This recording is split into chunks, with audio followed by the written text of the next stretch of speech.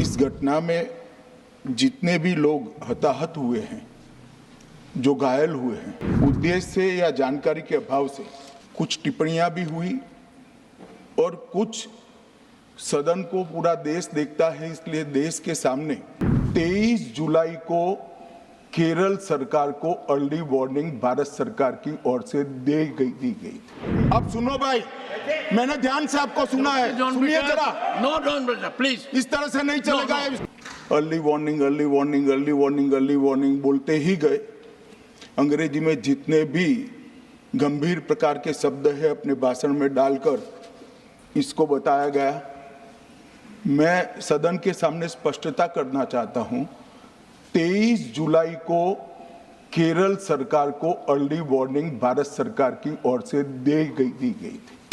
23 जुलाई को, 7 दिन पहले, फिर 24 को गई, फिर 25 को गई, 26 तारीख को मान्यवर ये कहा गया कि 20 सेंटीमीटर से ज्यादा वर्षा होगी, भारी वर्षा होगी, लैंडस्लाइड होने की संभावना है, मड भी रस होकर आ सकता है और लोग इसके अंदर दबकर मर भी सकते हैं।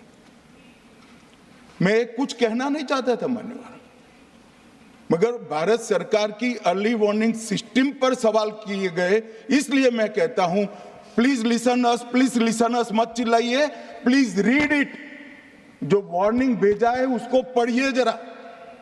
और इस देश में कई राज्य सरकारें ऐसी हैं जिन्होंने इस प्रकार की वार्निंग का उपयोग कर कर जीरो कैजुअलिटी डिजास्टर मैनेजमेंट किया है। मैं ओडिशा राज्य सरकार के लिए भी, उस वक्त हमारी नहीं थी, नवीन बाबू की थी, हमने 7 दिन पहले साइक्लोन का अलर्ट भेजा, सिर्फ एक व्यक्ति मारा गया, वो भी गलती से मारा गया। गुजरात सरकार को हमने साइक्लोन का अलर्ट 3 दिन पहले भेजा, एक पशु भी नहीं मरा साहब।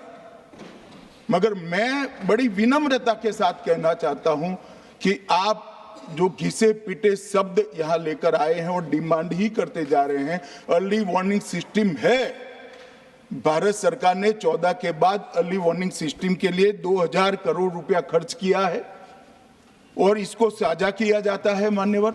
7 दिन पहले हर राज्य को सूचना भेजी जाती है और वो सूचना साइट पर सबके लिए भी उपलब्ध है, मान्य सांसदों के लिए भी उपलब्ध है। मगर कुछ लोगों को है कि यहाँ की साइटें खोलते ही नहीं है, विदेश की ही खोलते हैं। तो अब विदेश में तो इसकी अर्ली वार्निंग सिस्टम आएगी नहीं, हमारी साइट देखनी पड़ेगी मान्यवर।